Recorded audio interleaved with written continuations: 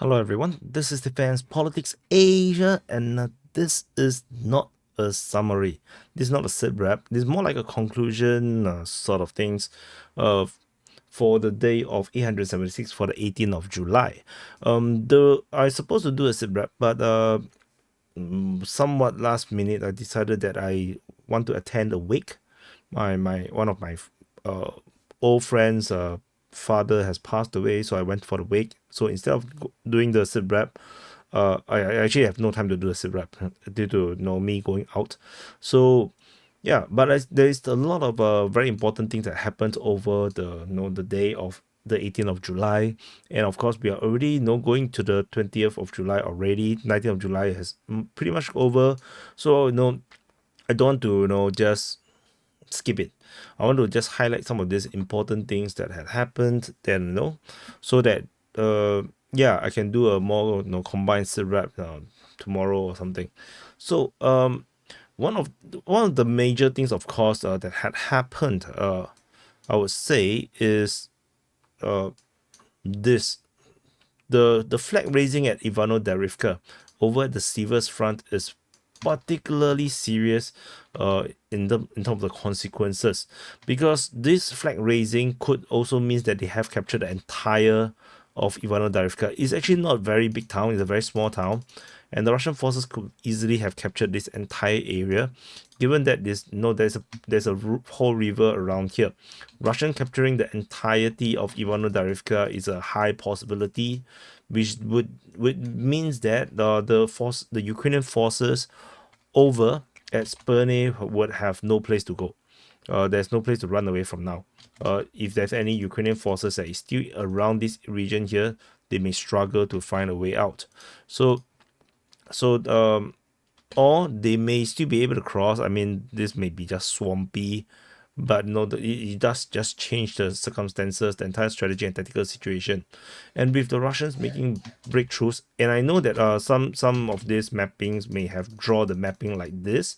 I didn't map it like this because I just suspect that they might be still fighting at Sperne.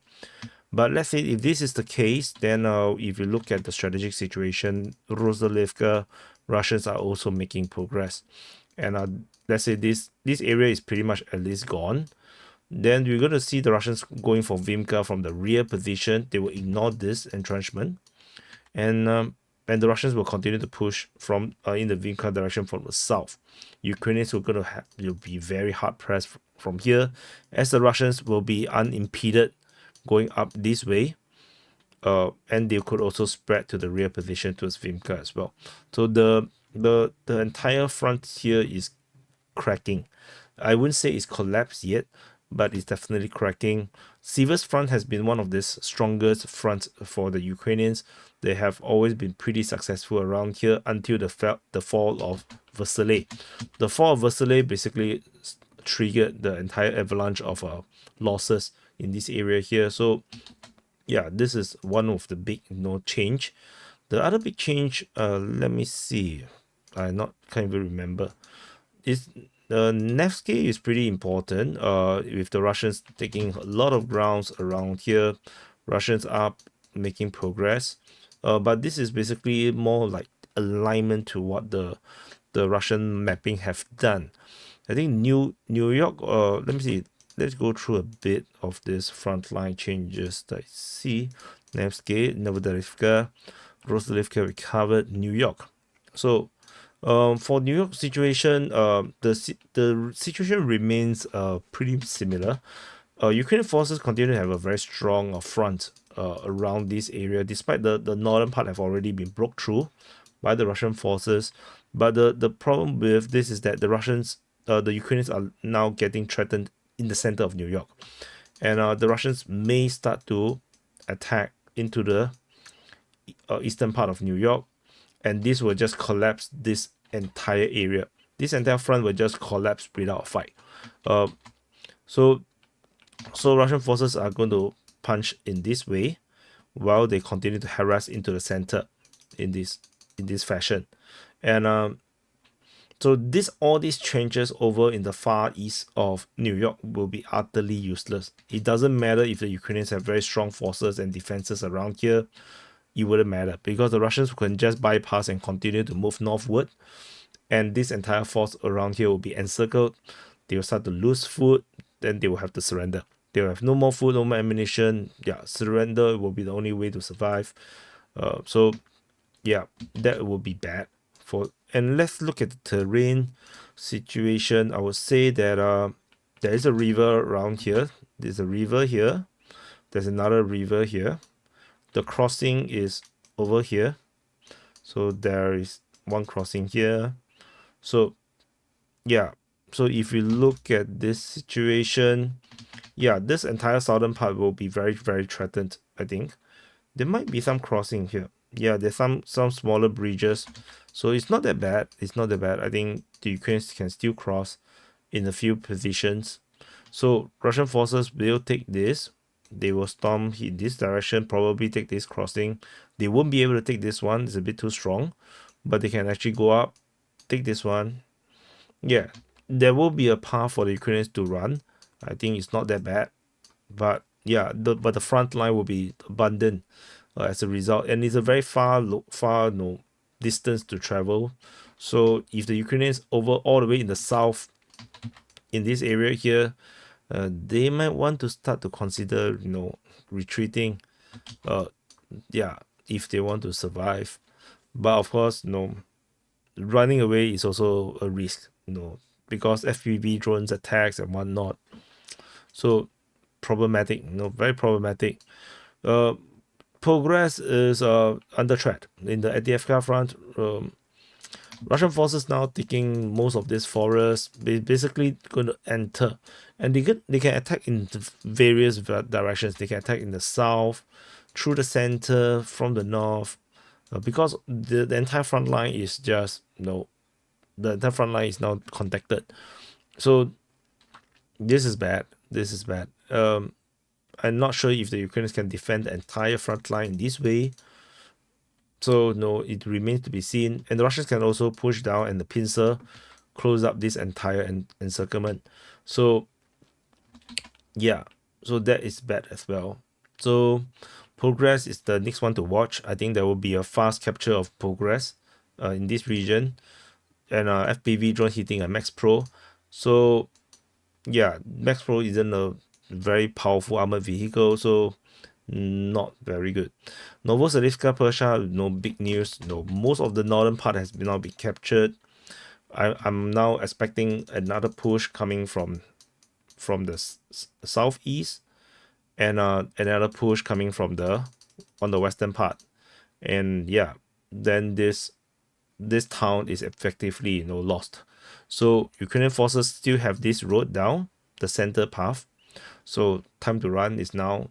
If not, yeah. But no, the Russians are doing very well now. So it is what it is. What else do we have that I should talk about? Yeah, the capture is now converted to just Russian presence.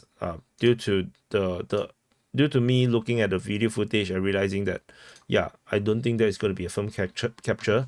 But Russian forces is likely to have a more advanced position than what it is now. It's definitely not here. I think it's further up north, further up northwest. Yeah, from this position, because yeah, the Ukrainians are probably not there. The lines here are very weak. The battles is going to be waged all around the highway region soon. So that is what it is. What else do we have that I want to talk about? Oh yeah, the most important thing, of course, one of the important thing is Krinky.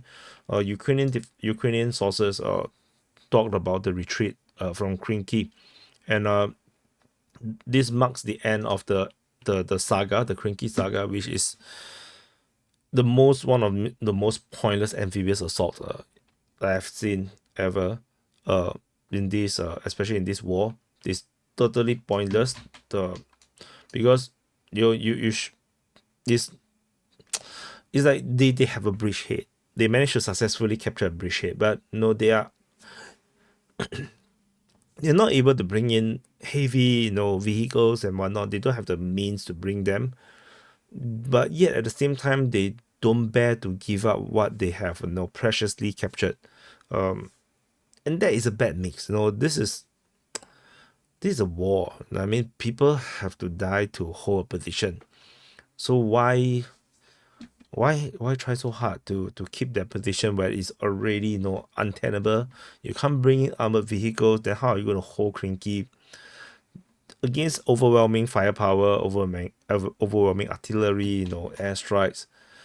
They can't achieve anything, with this little bit.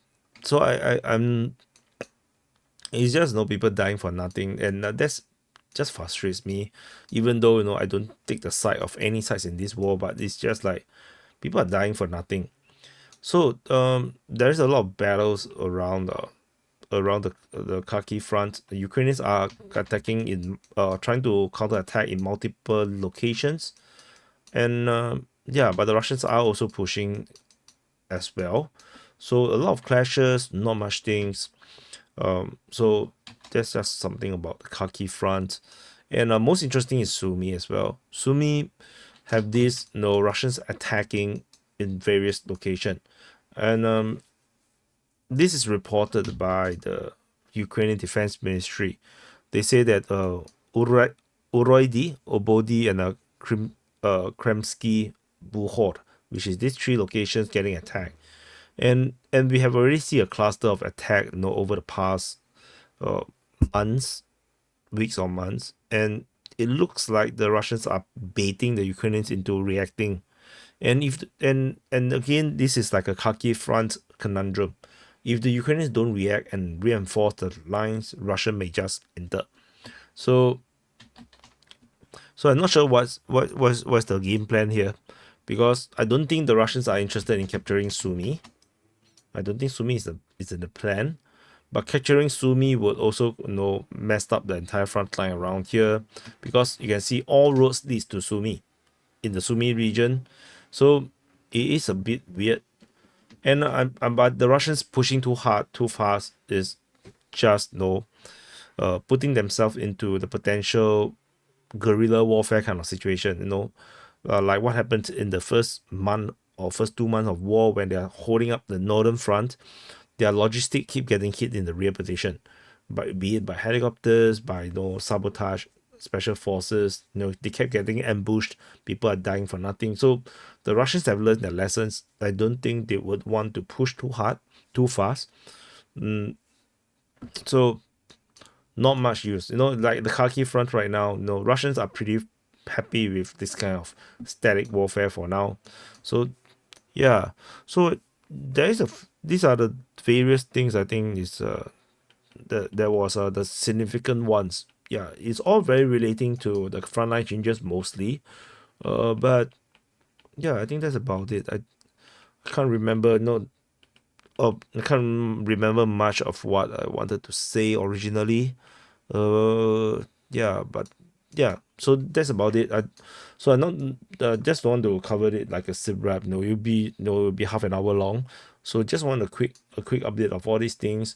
I will continue to add in more information of the information from the 19th of July onto the same map, because then I can do a 2 day sip wrap together. So just a very very casual piece here.